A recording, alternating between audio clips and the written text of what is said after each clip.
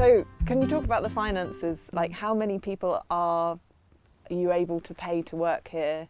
So we had to pay ourselves because there is no magic pot of money, is my little glib saying. So do you manage to pay yourself? I invested my own money, and then I have been earning money, but it's all in a pot back in the farm, going back to the So I know that you're on 4 acres, and I was on 4 acres in Essex. So my experience is that it is really hard on 4 acres to, well, you can just about make a living for one person, but then that means it's very hard for you to have a holiday, apart from in February, when you might not want a holiday. And I always think it's much easier to work with somebody, you know, just psychologically, just to get you out the door and do all those heavy tasks. And because I had worked on my own for, you know, 15, I think it was 17 years, and I kind of had bits dropping off, you know, tendinitis in my elbows, my back was going, you know, and the thought of having to work another 15 years, you know, when you added that up, you're kind of shifting like, you know, half a ton of stuff a week. So that's a lot, you know, it's a lot of wear and tear on your body. So that's why I would encourage you to do really high value produce. And light produce, non-heavy produce. Not apples. Not apple. Well, the fruit is very high value, but I think probably the fruit, the salad is higher. Cut flowers, herbs, that sort of thing. So what we managed to do here, so it was really, really tough at the beginning, but we couldn't not pay ourselves because I've got to live on something. Yeah. So, I mean, sometimes I refer to regenerative farming as brutal in those first few years because it is such hard work and such little pay. I mean, what I've noticed is that roughly 50% of your turnover is the cost of sales. So, you know, running the van, buying the seeds, you know, accountancy bills and all that sort of thing. And so the other 50% roughly pays your wages. Right. So when we moved here, we swapped to a not-for-profit because I thought, well, we don't make a profit anyway, so we might as well. So we call ourselves a business for purpose. But that means also we can access a bit more grant money. But also with the new ELMS, environmental land management system, even on 4 acres, you should be able to access a little bit of that money. Okay. So things like educational visits for schools, you can get £300 a pop for those, and you can do 25 in a year, so that's about £7,000. So again, I used to do those in Essex, and it just, you know, it would just be a little bit of extra money coming in, and it just would, you know, and it's also nice to have children on the farm, I think. So I would suggest, if you've got a lovely 4 acres, then, you know, try and multiple yields is always the principle, right? Like obtain a yield.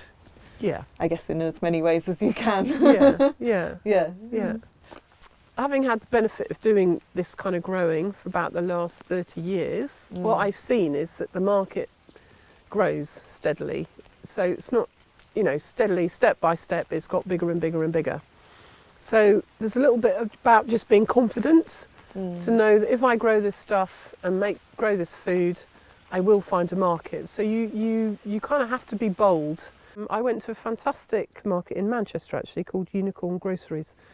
I took my daughter to university and thought I'd pop in and have a look. And they've got a chalkboard up and they've got the prices of the supermarkets.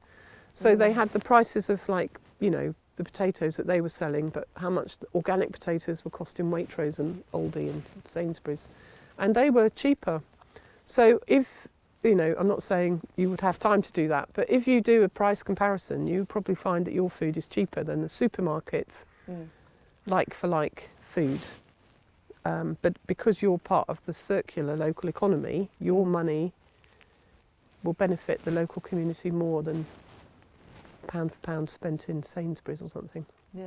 People are really keen to be connected to nature via their food. So when I was growing in Essex, I did not have a local market, so I had to drive to London every weekend and sell at the amazing Growing Communities farmers market in Hackney in Stoke Newington. And those guys set up a weekly farmers market from growers and food producers from within 60 miles of London. So that was my market. And moving to Totnes is extraordinary because I thought the Totnes market would be saturated because there's so many. It's like a little epicentre of organic growing around here. We've got Riverford just down the road. That's the largest organic food producer in Europe, I think. People come to Totnes because they want good quality organic food, and so therefore you can be more growers growing more food because the more there are, the more people come to buy that kind of food, if you see what I mean. So we run a veg bag. We deliver food to people's door. We've got about 150 customers a week, and then we do Totnes Market on a Friday as well. Whether it's a newsletter or on the market with our regular customers, really sharing what's going on the farm and inviting them in for events and just to see where their food comes from. So people who are buying our kind of food, I feel they want to have a little snippet. They want to be part of the farm life. And so I feel as farmers and growers, regenerative farmers and growers, it's almost part of our job is to tell the story of the farm and farming and what is happening to farming, you know, with the climate change happening in real time. So and that's what is different to, you know, when you buy your food in a supermarket, is you're not going to get that personal connection to a person and a farm or a community of people. So people often buy that. They want to buy that as well. They want to buy that story as well as the food. So that's why I think communication is so key. Passing on the stories of, you know, what it's like trying to farm in 40 degrees, or why the chickens, you know, avian flu, and what's that doing to farms. I kind of feel that's part of our job, is to tell our story and tell the story of food and seasonality, and that's actually what people want from us. Yes. They want a little bit of our lifestyle.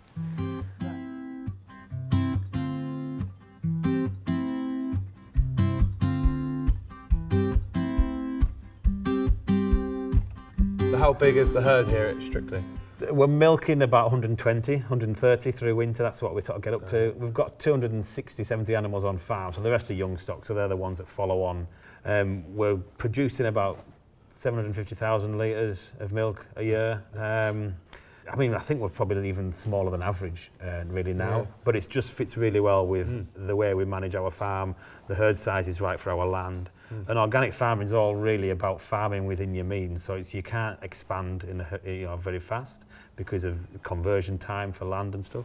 You can't buy excess feeding because you've got to have feed a certain percentage of forage in the diet, so you can't buy excess feeding and stuff. So you can't feed them too many grains or you know, things like soy or proteins, that type of stuff. So yeah, cows have to be able to produce, you know, milk off the forage that we grow on farm. So what changes have you seen over the years here at Strictly? We've been organic for 17 years now, which was probably the one biggest change that happened virtually overnight. So you go from a conventional farm using fertilisers, using you know, pesticides, herbicides, to then not. You're changing the way you manage your land, but you've also got to change your mindset. You know, you've got to stop looking at your neighbour thinking, oh, I wish my grass. I wish I had as much grass as it. I wish my grass was the colour of his and stuff. But you know that it's the colour of his because it's you know, it's had the artificial nitrogen put on. What instigated that change to becoming organic then? It was price was one of the milk price. So the returns for the farm were going to be better. But we were using quite a bit of fertiliser. You know, we're using probably 40 tonne a year, 45 tonne a year. Another thing that we thought we were going to struggle with was, one was grass growth, one was cow health, and the other one was weeds, like dot control, that type of thing. So the grass growth, we reckon we can get 90% now of what we could before. Nice. So, and that's got to make you think, is that 10% of extra growth worth 40 tonnes of fertiliser? It's not. So grass growth was fine. Animal health is way better. So way better. So we've cut down antibiotics to a tiny percent of where we were before. So it sort of shows, doesn't it? You don't need these things that we've maybe been told we need to. We've kind of stepped into nature, you know, and a lot of the stuff that happens in a cow's udder is nature. Yeah. We've stepped in and we've basically caused this void, which then lets all the bad stuff in. Yeah. So then you've got to put more antibiotics in to treat all that, so it becomes never ending. The guys that are selling the antibiotics kind of want you to keep using it. But you know, we really just should look at, you know, what nature can do and what that cow can do to actually sort of self-medicate, really. So we've used that, and that has been fantastic, really, just looking at what nature can do to help that cow, really. So where does your milk go then? Well, actually, we've always sold to a cooperative. So all our milk goes to a milk company that is wholly owned by farmers and controlled by farmers. So all the profits get returned back to the farmer in the milk price rather than to shareholders. So that model's worked really well for us over the last, well, since cooperatives we're set up, decades really. But because we're organic, we're kind of limited really to the milk buyers that we've got an option for selling to. So we have actually handed our notice in with our current cooperative, and we're going to move to a non-cooperative for the first time in our farm's history, basically. So it's a big step for us, really, but it comes down to milk price, and the milk price that we've been getting has been quite a way behind where it needed to be. The market's not really helping at the moment either, because of, you know, the looming recession, you know, high energy prices, whatever it might be, you know, food inflation. You know, people are starting to cut back on what they can afford. The organic premium is potentially something that they're going to be cutting back on. But there's still a real good market for it. And the organic milk supply is actually shrinking because people have been switching back to conventional because there isn't the margins in it anymore. And those that are just looking at the sort of financial side of it and maybe thinking, well, actually, I can produce the same, or I can produce more milk conventionally. So that's shrinking this milk supply. So in a few years, year or two, there will be a tightening of supply that will mean prices will lift back again. So that margin should be there, and it'll make it better for us again. So we're just sitting tight. We love organic. We love the organic way of farming. You know, it suits our mindset, our ethos.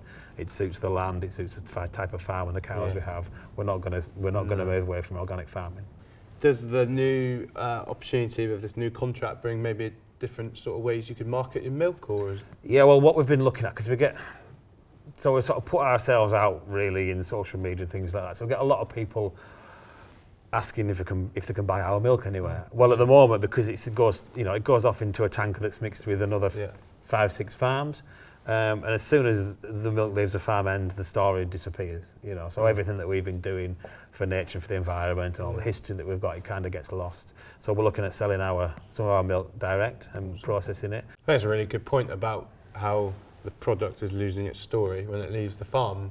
That's a really nice thing to be able to sort of bring back into your control, isn't it? It is, yeah, because we kind of, you know, as farmers, we're awful at selling, aren't we? You know, we're lazy at selling, really, because someone does it for us. Someone takes that milk and says, it's all right, I'll sort it out for you. We're going to give you a bit of a crap price for it, but it's all right, we'll just sort it out for you. You're probably just taking it because you just love working with cattle so much. That's you it. Just bury your head in the because sand because you do look at, you know, you do spend all your time working the farm that you forget about selling it because we haven't had to do that in the past. Whereas in reality, that will be far more profitable than spending time, you know, scraping muck or whatever. Not really. No, definitely. How economically viable is the farm then, and do you feel like it's fit for the future for Robert and to take on and go forward with? Yeah, I mean, we have to always look for what we're doing for the future. We have to farm for the future, but, you know, both environmentally and the way we breed the cattle and look after the land, but also, you know, we have to be financially viable. Otherwise, you know, it's not going to work, is it? No. The financials absolutely stack up for us.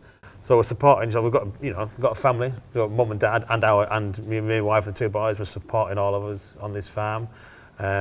Yes, we get subsidies. Those are subsidies. It's the basic payment scheme, the BPS. That's been reduced over the next few years. Going to be replaced by public goods type of funding. So the ELMS, Environmental Land Management Scheme.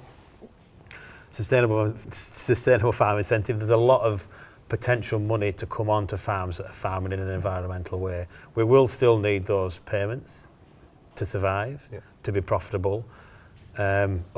unless the returns from the market can replace those as well. So unless the consumers, unless big buys, supermarkets and things can actually focus on buying sustainable food, then we will still need the government payments to help support that.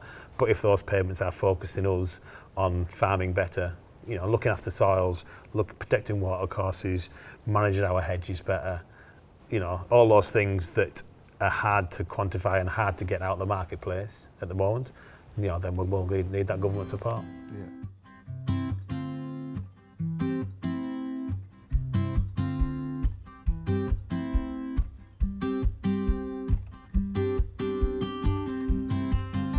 What food are you growing here?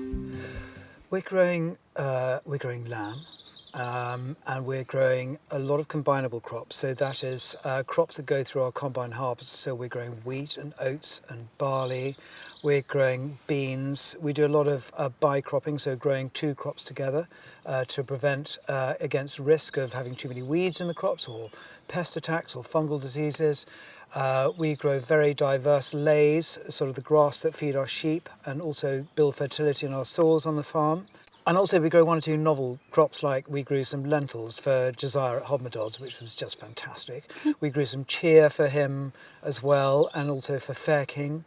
And we grew some peas this year. We've grown quinoa.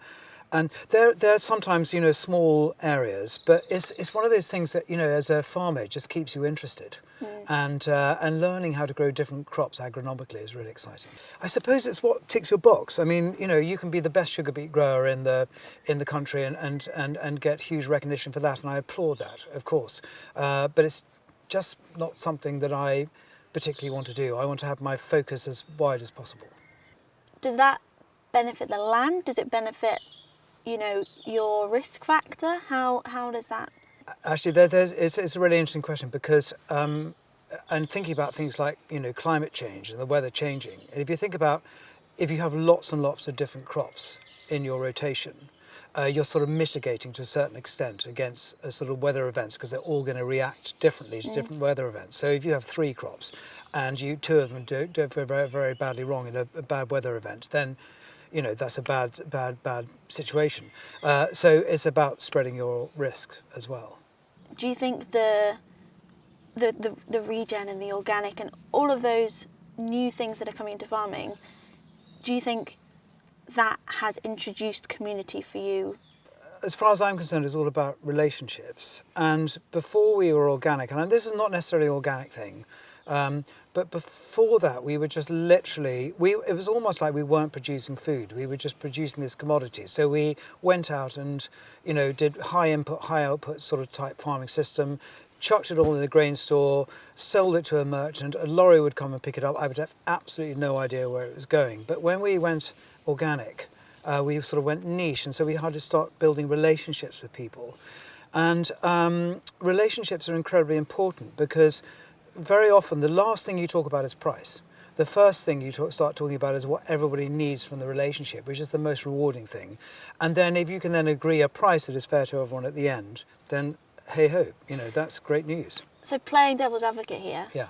for some people, price is their survival. They're making ends meet as a farmer, they're on a tenant farm or something like that. They would maybe argue that the first thing you should be talking about is price.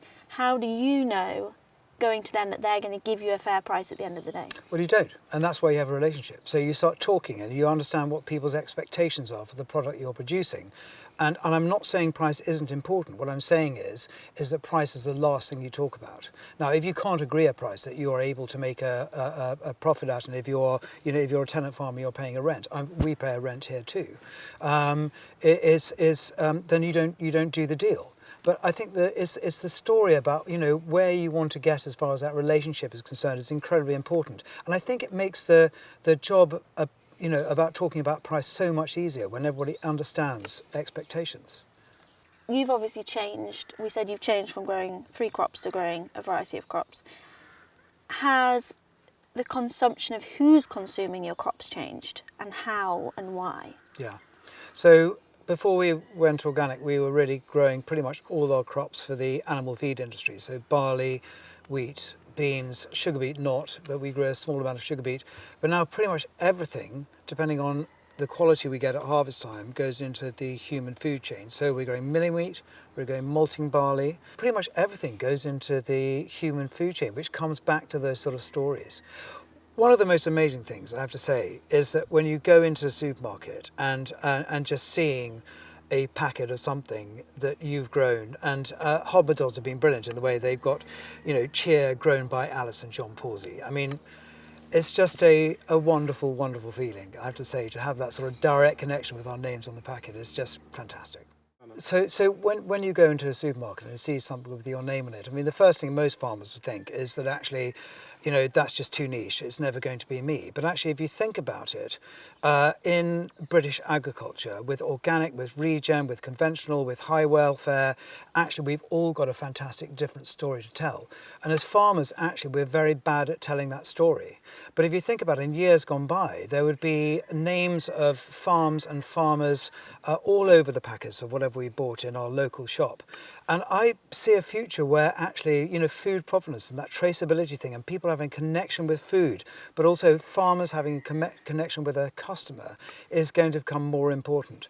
And I think it's, it's available to everyone. You've just got to either get together with a group of farmers to sell your product or do it individually. There's plenty of room in that market space. I see all the big supermarkets saying, these eggs are from, David. And I'm like, oh, they're just doing that for marketing. So I think the only thing they'd have to be careful of is feeling like it's actually genuine. Because like you said with Hobbadods, it is genuine. All I would say is that if you think about the sort of fake farms that we've seen through people like Tesco's, actually people can spot that a mile off. I mean, some people don't, but generally I think people understand that it's not from a real farm. So, but also, you can buy your food from lots of different places other than supermarkets. We also increasingly buy online, and we buy through local shops as well. And I think I just think there's plenty of space, especially in that online market. I think there's lots of space for people to be able to connect with their customers. For me personally, we've been diversifying our business, for the last sort of 20 years. And I suppose for me, it's more and more diversification. It's looking at all our assets and working out what we want to be doing with them and bringing new income streams into the farm. I don't think it's all about food production. I think it's about creating new opportunities for people, for farmers, and for people working within farming businesses. And I think that's incredibly exciting. I think that, with, the loss of the basic payment scheme, I think will create huge opportunities, and it will make us leaner, it'll make us more inventive, and ultimately it'll be much better for our industry, which I think, there are really, really exciting times ahead.